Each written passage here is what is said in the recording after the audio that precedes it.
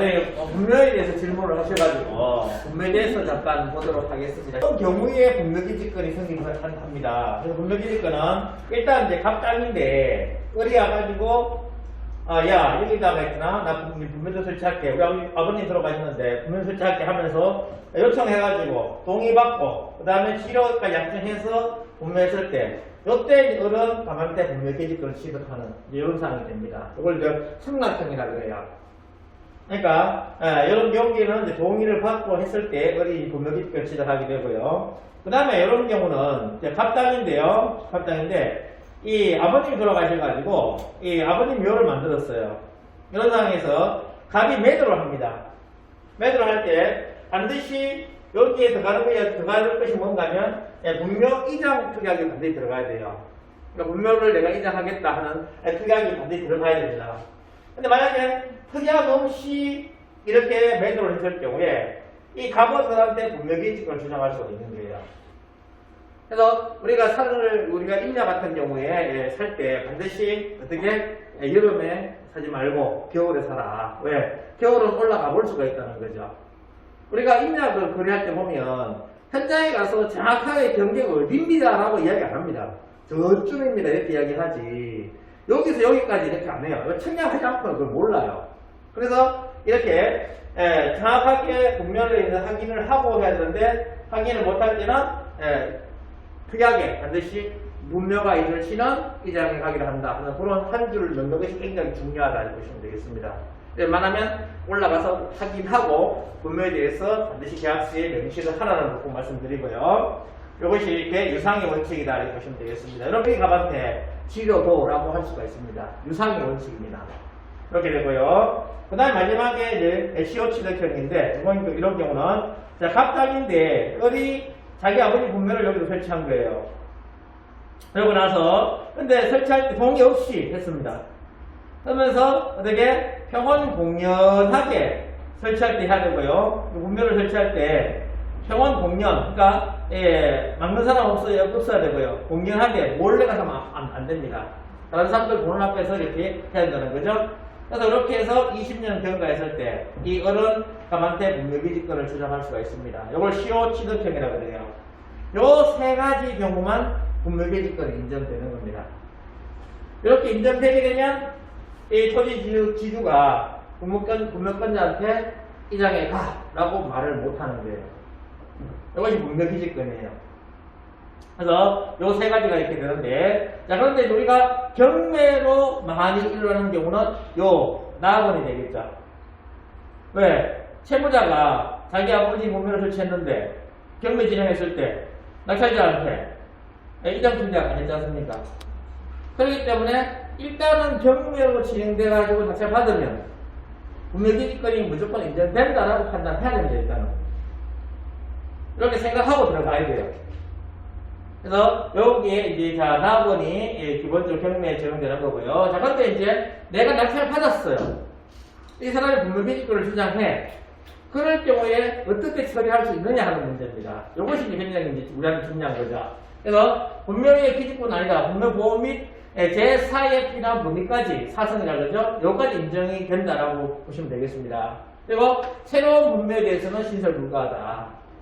반드시 기존에 있는 묘만 인정되는 것이지 새롭게 옆에 우리가 이제 가묘 만들죠.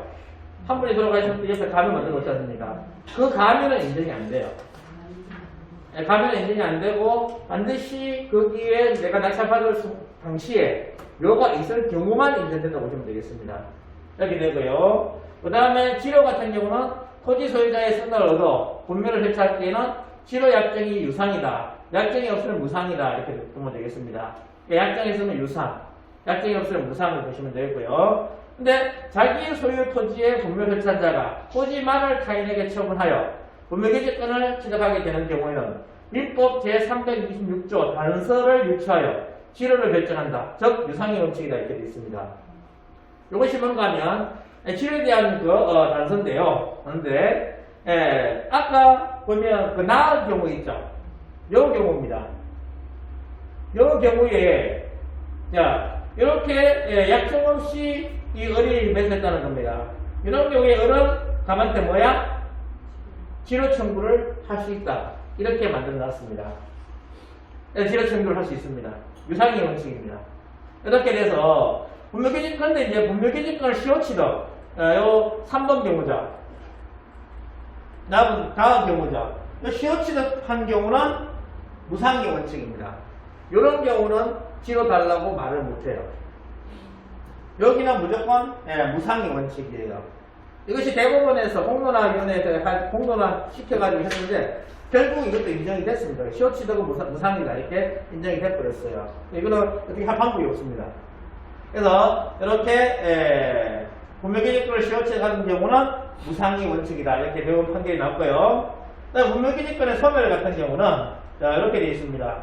대법원 2015 7월 23일 선고 2015 타 20만 6,850호 사건이죠. 판결이죠. 보시면 자기 소유 토지에 분묘를 해체한 후 토지 소유권이 경매 등으로 타인에게 이전되면서 분묘기지권을 취득한 자가 판결에 따라 분묘기지권에 관한 지로의 액수가 정해졌음에도 책임있는 사유로 판결 확정 전후에 걸쳐 2년분 이상의 지로 지급을 지체한 경우 새로운 토지 소유자가 분묘기지권의 소멸을 청구할 수 있는지 여부 적격돼 있죠.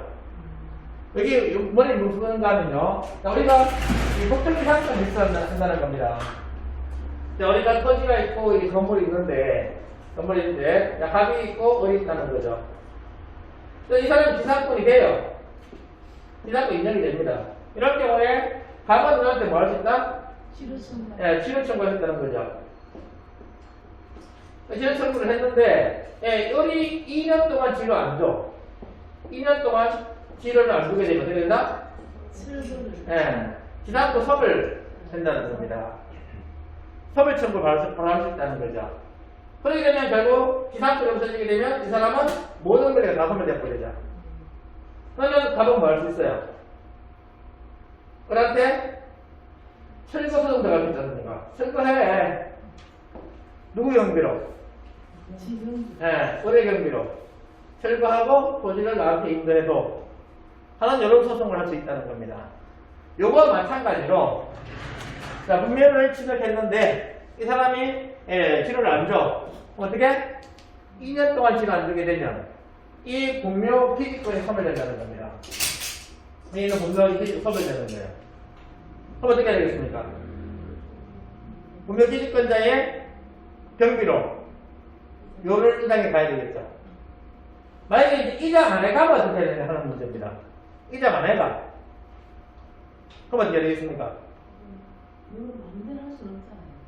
예? 물론 마음대로 땅 주지 마음대로 해도 할 수 없겠죠. 그래서 이렇게 안 해가면 이제 들어가는 것이 폐장 절차가 들어가는 겁니다.